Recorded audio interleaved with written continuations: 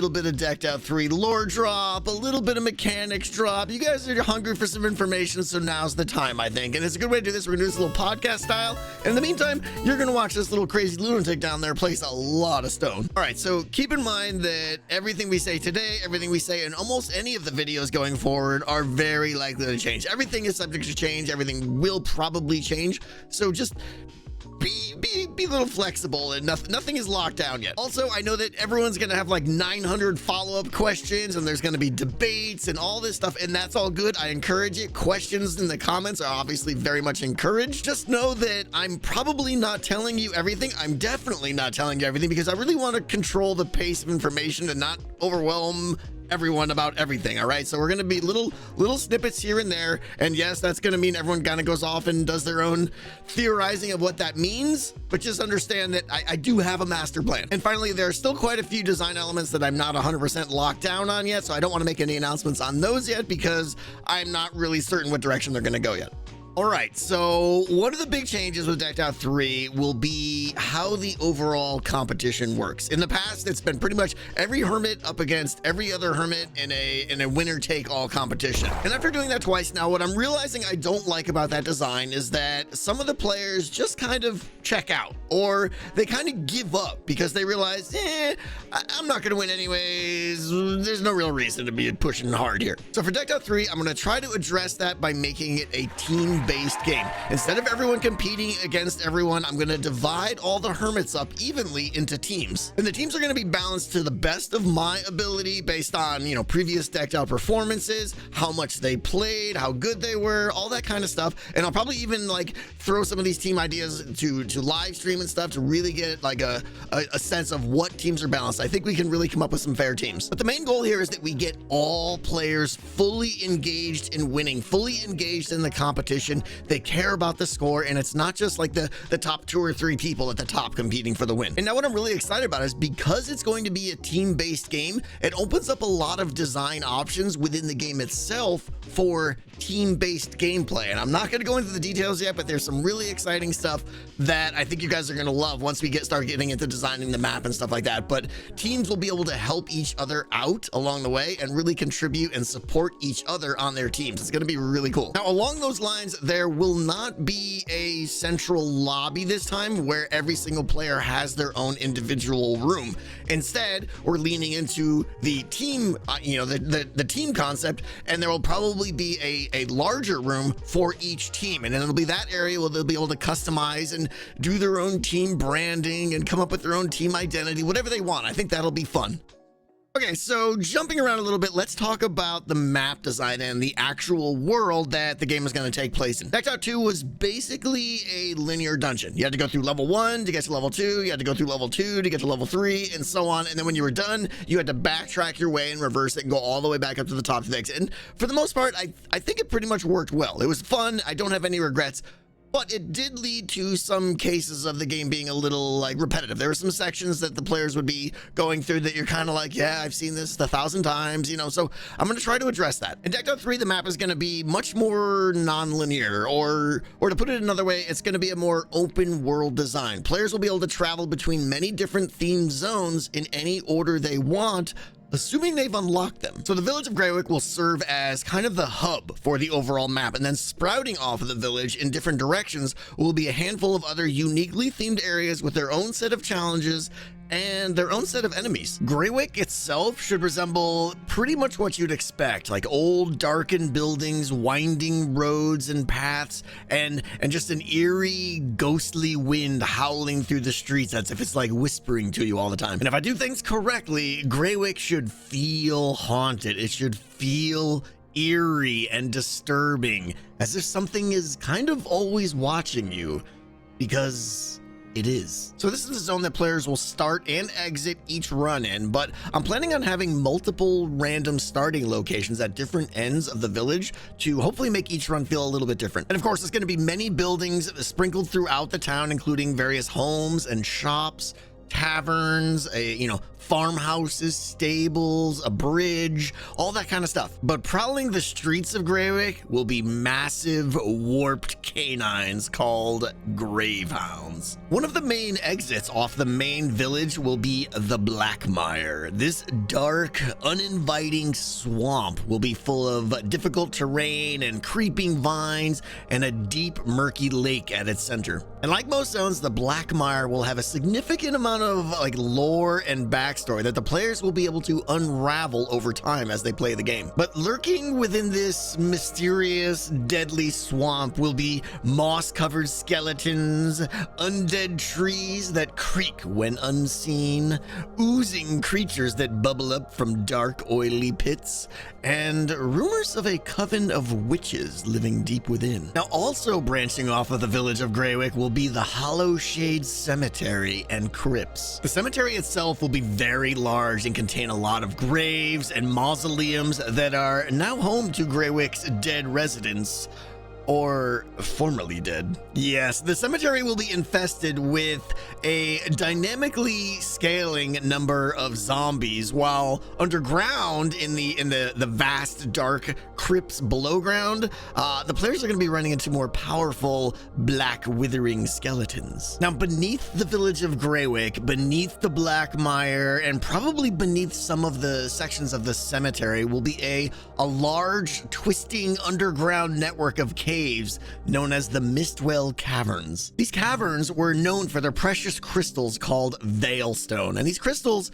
were the lifeblood of Greywick's prosperity, allowing them to make jewelry as well as some powerful tools and weapons. In fact, many of Greywick's residents were employed as miners in these caverns. However, today, the caverns are a place of reverberating echoes of just dread and terror. Those foolish enough to delve into these caves today will find it infested with a brood of deadly spiders known as the Ashfang. And finally, on an overgrown hill on the back of Greywick Village, looms Dravane Manor. This dark, foreboding mansion has an even darker past, and as the hermits play the game, they will unravel many of the mysteries surrounding the manor and what's lurking inside. But today, one can only hear terrifying screams and dark chanting from within inside. And of course, there may be one or two other completely different zones that will remain secret for now, but may be revealed at a future date. And that is the first one. Decked Out 3 podcast is basically where I talk to you about some new important system of how Decked Out 3 will work. And whatever we're showing in the background is mostly meaningless because it's a podcast. Now, before we get started on today's amazing topic, I do want to clarify something I said. I think it was a couple episodes ago when I was talking about Decked Out 3 being a team-based cooperative game. It is a team-based cooperative game, but I want to clarify, there's only one person entering the dungeon at a time still. Just like Decked Out 1 and 2, one person goes into the dungeon, but you are on a team and you are contributing toward your team. So that I hope that clarifies things. All right, let's get started. Today's topic is a big one. There are two new major detrimental systems in Decked Out 3 that are going to be kind of pushing back against the player. Now, this may come as a surprise to some of you, but in Decked Out 2, we had Clank and Hazard. Both of those are gone. We don't have either of those systems anymore. We have two new ones that are going to work quite a bit differently, and we're going to cover the first one today. So let's talk about fear. Fear is a new game metric that we're going to have in Decked Out 3 that it'll be on their UI map, which of course will show how afraid the player is. It kind of represents their own, internal struggle with their own psyche, how terrified the player is. And when someone gets overwhelmed by dread, their mind eventually shuts down. And that's exactly what we're going to be trying to simulate with this new system called fear. So fear is a value. It'll probably be on a scale of something like 1 to 20. Again, it'll be represented on their UI map that they will be holding in their hand. We are going to do that again. And it will fluctuate quite a bit during the game. There's going to be a few things that are going to make it go up, and there's going to be a few things that are going to make it go down. So fear will increase with with a few things. First, it will be cards, of course, right? There's going to be some cards that have like kind of a plus minus where, you know, you might have a little bit of negative fear on it because it has a really good other benefit out, like a little bit of pros and cons kind of cards. Number 2 is what I'm calling random world fear events. Maybe it'll get a better name, I'm not sure yet, but basically these are events.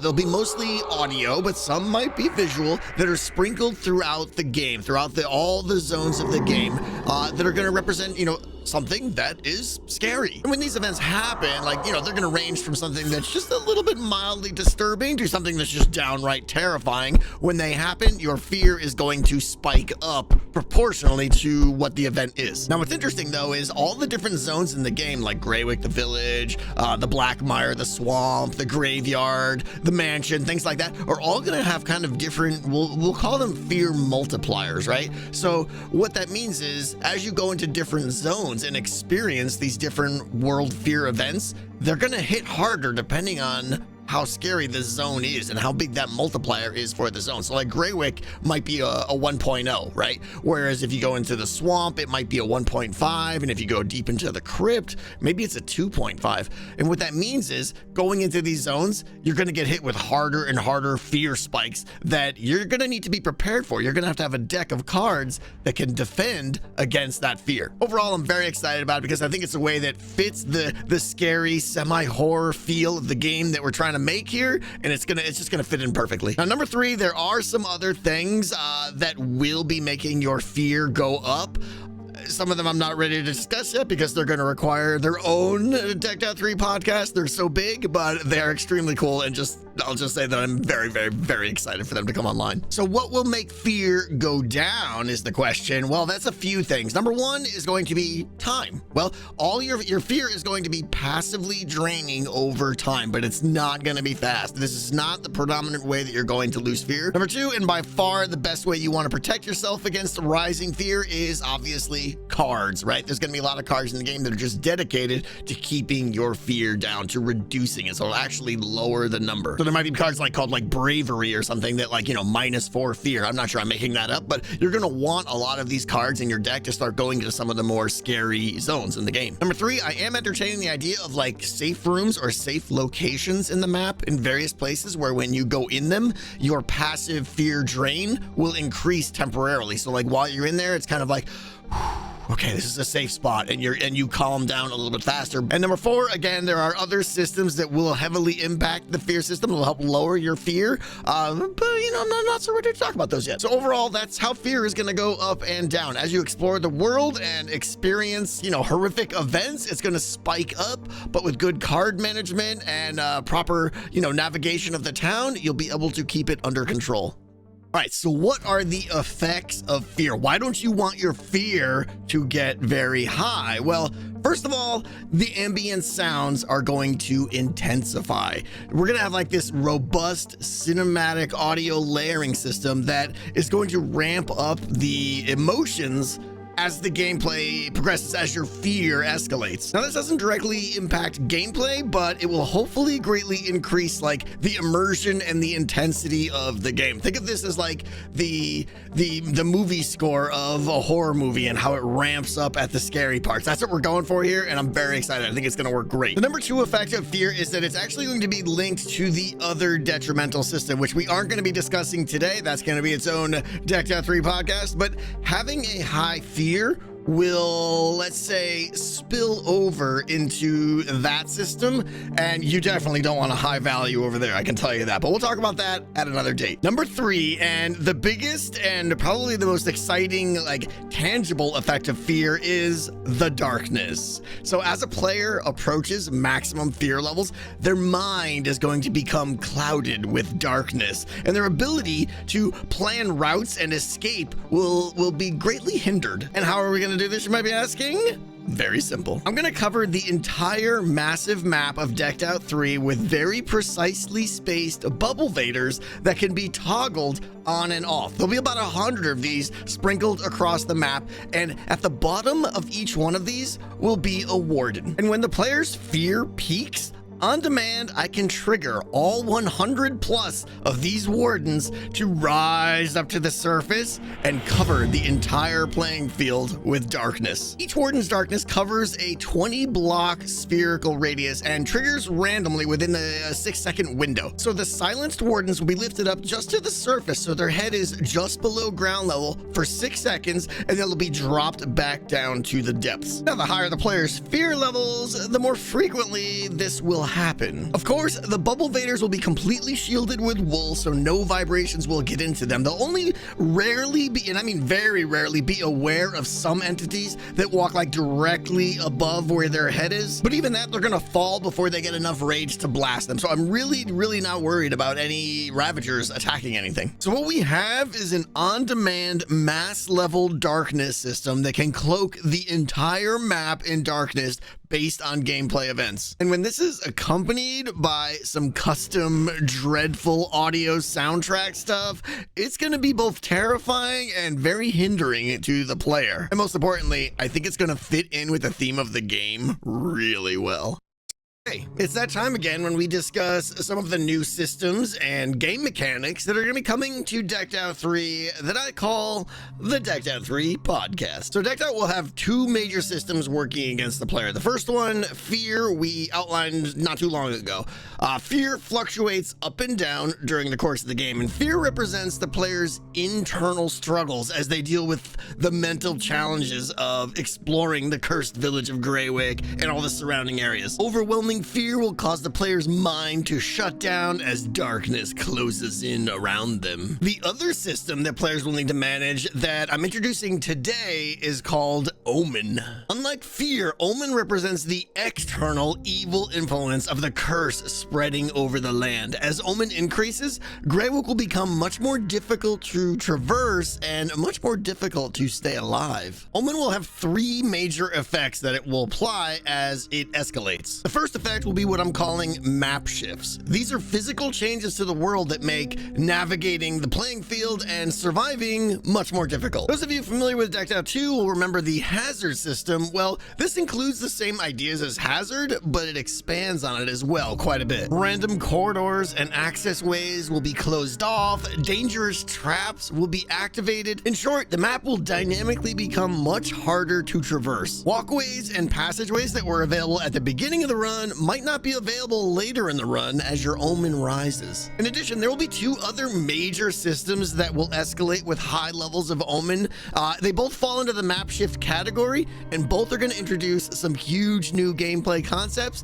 But unfortunately, those are going to have to wait for another day. The second effects of high levels of Omen are even more significant. As Omen levels increase, a horde of new monsters can be released into the map. No longer will we be relying on the ineffective Vex to provide that ultimate threat. Instead, dozens and dozens of new monsters can be released at random key locations on the map. So just imagine the village of Greywick being overwhelmed by a zombie apocalypse, or the Mistwell Caverns being flooded by a swarm of spiders. Now, these additional monsters won't all just be dumped into the game at once, but they'll be gradually released proportionally to the Omen levels. The higher the level of Omen, the faster new monsters will be unleashed into the map. And the third and final effect associated with reaching the maximum Omen level is a terrifying one. The iron gates of Greywick will physically slam shut with a loud, intimidating sound that will reverberate across the entire game. And at this point, the normal exit out of town is going to be closed, and the player must find another way out. And I can promise you, this won't be easy. Now, the question should be, how does Omen increase? Well, when a run starts, Omen will be at level 0. The curse on Greywick is just settling in, and the effects won't be that tangible yet. The main way that Omen will increase will be through cards. There will simply be a negative card called Omen